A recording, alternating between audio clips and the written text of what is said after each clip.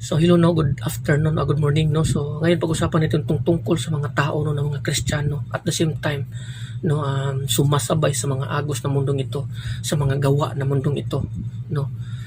Bilang isang Kristiyano, kailangan ikaw ay totoo yung pananalig at pananampalataya mo sa Panginoon at paglilingkod mo sa Diyos. Patayin mo ang pagnanasa ng laman na nasa iyo. Marami kasi mga Kristiyano ngayon no, na Kristiyano lang ang tawag sa kanila kasi nga pinupuri nila ang Panginoon, sinasamba nila ang Panginoon sa pamamagitan lamang ng kanilang mga labi. Ngunit ang puso nila malayo sa Panginoon. Bakit?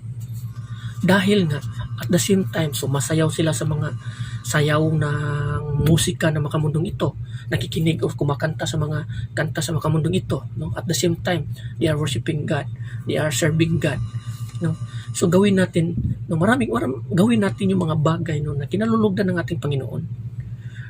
Marami kasi sa atin diyan nangangaral sa salita ng Diyos, di ba? Inuusig doon nga kasi nga nagsasalita, pero kung titignan mo naman ang ano nila, yung sa mga Facebook account nila o ganito, yun pala, sumasayaw, sumusuot ng mga short na pinagbabawal daw nila. Bago natin sabihan o rusgahan yung mga tao na yun or sabihan, oy bawal yan, ang ganito, ganyan. At sana, tinitignan din natin yung sarili natin.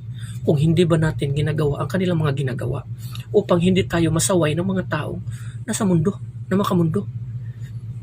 Kung ba, be a good example as a Christian. Kung totoo kang Kristiyano, be a good example for them no, na sana na makita nila na ikaw ay isang magandang halimbawa, na ikaw ay tagasunod ng ating Panginoon at banal din sa paningin ng ating Diyos. At makikita nila itong taong ito, walang ikasaway, so dapat natin itong sundin. So ngayon, kung ikaw mismo nagsasabi na bawal itong gawin, mali itong ganyan, yun pala ginagawa mo, masasaway ka talaga ng mga tao no, na ay puro ka lang salita, hindi mo naman pala ginagawa yung sinasabi mo.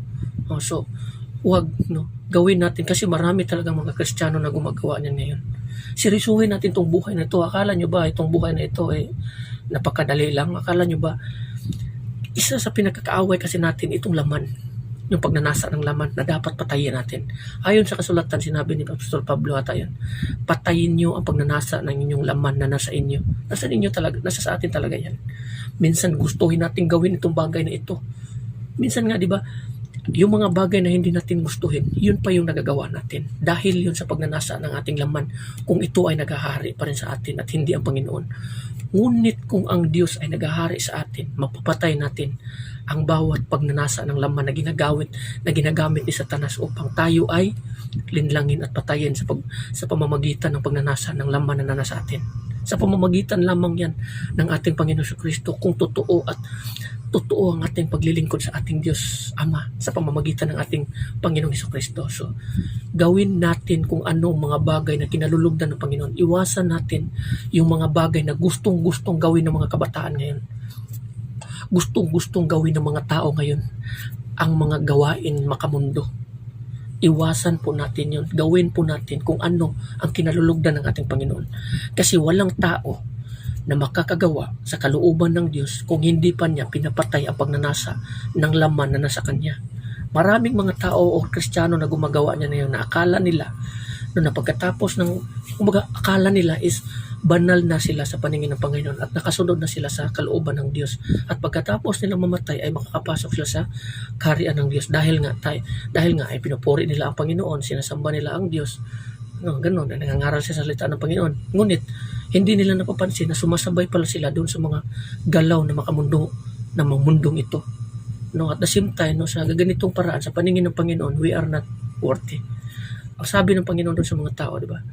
Nakikita ko ang inyong mga ginagawa. No, nakikita niya ang ating mga ginagawa. Sabi ng Panginoon, pinupuri nila ako sa pamamagitan lamang ng kanilang mga labi, ngunit ang puso nila malayo sa akin. So, gusto nyo ba mangyayari yan sa atin? So, pagsikapan natin na patayin ang pagnanasa ng ating laman at sundin kung ano ang kinalulugdan ng ating Diyos. At hindi yung gusto ng ating laman. Gawin natin yung mga bagay na gusto ng ating Panginoon. So, ganun lo. So, iwasan nyo po ang mga ganitong klase mga Kristiyano na makikita nyo. Huwag nyo pong gawin ang kanilang mga ginagawa. Kasi ang Diyos po ay hahatol sa mga taong gumagawa ng hindi niya kinalulugdan. So mag-ingat po tayo kasi ang mundong ito, gawin po nating seryoso ang buhay nito kasi ang mundong ito alipin ni Satanas. At ang mundong ito, marami mga apostoles, laging inuulit yan ang mga apostoles, ang ating Panginoong Hesukristo din, na iwasan nyo ang pagkikipagkaibigan sa mundong ito kasi ang mga tao kaibigan sa mundong ito, nakikipagkaaway sa Diyos. Kasi ang mga tao sa mundong ito, pinupuri ng mundo. Ngunit ang true Christian, hindi pinupuri yan ng mundo. Inuusig nila. Paano kung ikaw, Kristiyano ka, sumusunod ka rin sa mundong ito? Hindi mo ginawa yung tungkulin mo bilang isang totoong Kristiyano.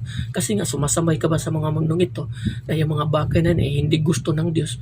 So, iwasan po natin ang ganito. Gawin po natin kung ano yung mga bagay na kaaya-aya at kinalulugdan ng ating Panginoon. Hindi man tayo perfecto at makasalanan man tayo, makakamit natin ang kaluwalhatian or ang kaligtasan sa pamamagitan lamang ng ating Panginoon Kristo by forgiveness of our sins, na magsisi tayo sa ating mga kasalanan, magpatawad tayo sa mga nakasala sa atin, at babalik tayo at maglingkod sa ating Panginoon na holy at banal, na kaaya-aya at kinalulugdan at malinis doon sa paningin ng Panginoon. Kasi doon sa kaharian ng Diyos, everything is ready for the arrival of His church, sa mga taong banal na namumuhay sa kalooban ng Panginoon.